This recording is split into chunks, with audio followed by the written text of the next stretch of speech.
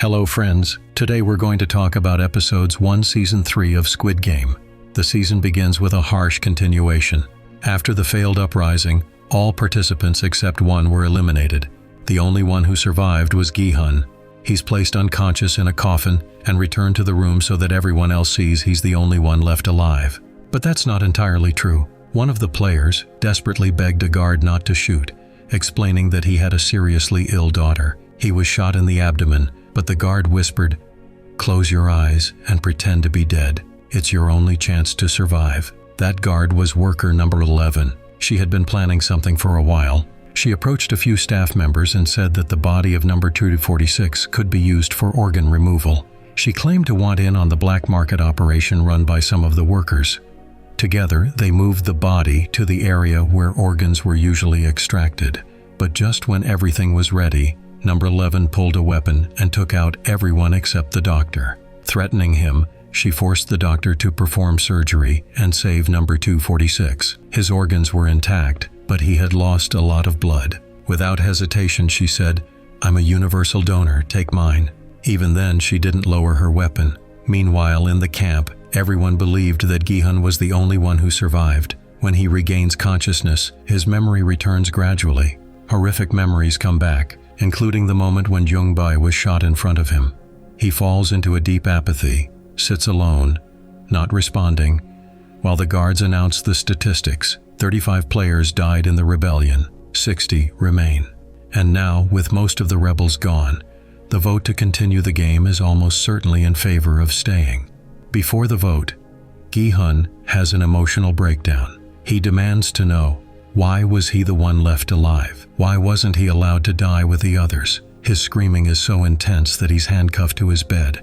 At that moment, the front man is watching him, but he's interrupted by a call from Captain Park, who says they're looking for a new drone pilot because the team is preparing to return to sea. The front man gives a strict order. The island must not be found. If the new pilot gets too close, eliminate everyone. While the team is on shore searching for a new drone pilot, one of the crew members, Woo-seok, starts to suspect that the captain is acting strangely. He approaches Detective Jun-ho with troubling information. He shares his suspicions about Captain Park. He says that although he remembers Park once saved him, found him floating in the sea and brought him to the hospital, he can't ignore one detail. On the night the previous drone pilot disappeared, Woo-seok heard a noise, went out on deck, and saw Park holding a screwdriver. At the time, he didn't think much of it, but now, doubts are growing. Detective Jun-ho dismisses it all. He trusts Park. After all, Park literally saved his life. But Woo-seok stays cautious. When they finally find a new pilot, he's the only one who refuses to go. He calls one and says, "I'm staying. I don't trust the captain. If I find anything suspicious, I'll let you know. But until I figure this out, I'm not going back on that boat."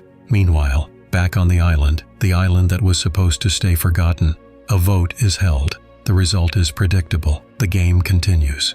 And then a familiar face appears. Player number 100, who's always been pro-game. He mocks Gi-hun, saying the rebellion failed, and maybe that was the plan all along, to get rid of competition. His sarcasm is obvious, but Gi-hun doesn't respond. Then, player number 44, who considers herself some kind of medium, approaches him. She says, "Your friends are yelling at you from the afterlife." This time Gi-hun snaps. He grabs her by the neck and almost strangles her. Only her allies manage to pull her away, and only because Gi-hun is still handcuffed to the bed. Despite everything, there are still those who support him. Player Young-sik, his mother Jum-ja, and Hyun-ju. They try to encourage Gi-hun, especially Hyun-ju. She blames herself for the failed rebellion, saying she couldn't deliver the ammunition in time. But Young-sik stops her. "Come on. We all know whose fault it really was. Dae-ho. He took the bullets and just froze, got scared." This is news to Gi-hun. He hadn't known that before. And after hearing it, he doesn't take his eyes off Dae-ho the entire night. The next morning, preparations begin for the 4th game. The front man gets ready for the arrival of the VIP guests. The participants are led to the arena, where a disturbing scene awaits, a chandelier made of bodies. The rebels who were lost, including Jung-bae. It's especially difficult for Dae-ho to see, as he admired Jung-bae, but Gi-hun continues staring straight at him. At the arena, they are told that the players will be split into 2 teams, red and blue. The teams are assigned randomly using a giant capsule machine. Each player takes a turn, spins, and receives either a red or blue ball. Some duos are split up.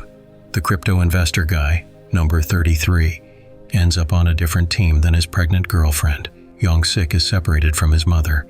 And of course, Gi-hun and Dae-ho end up on different sides too. That's when the name of the game is announced.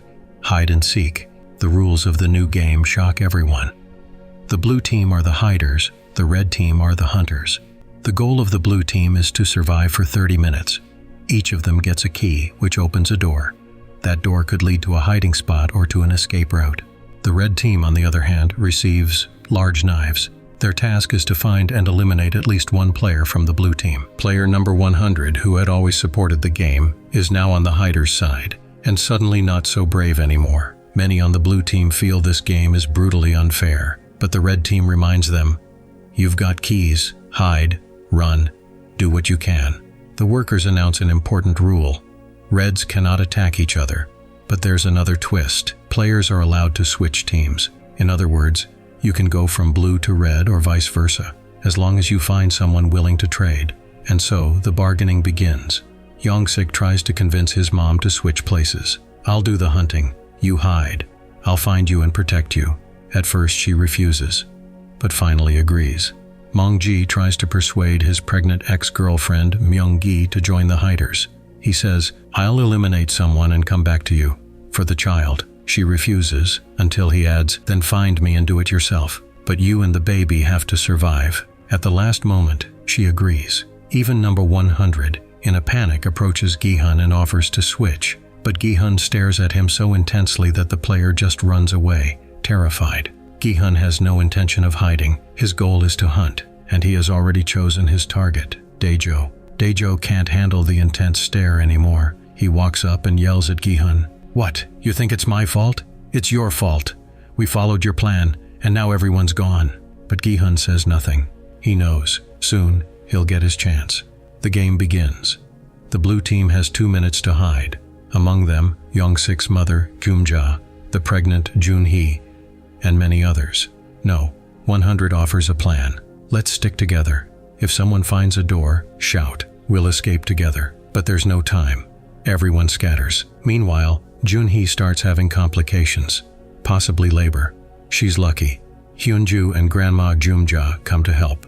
They search for shelter for her. Meanwhile, the hunters begin forming alliances. Player number 124, the last of the Thanos team, approaches Myung-gi. "Let's work together.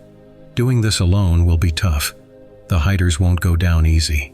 At first, Myung-gi refuses, but then agrees. Gi-hun seeks no allies. He has only one goal, Dae-ho, and he's determined to finish what was started.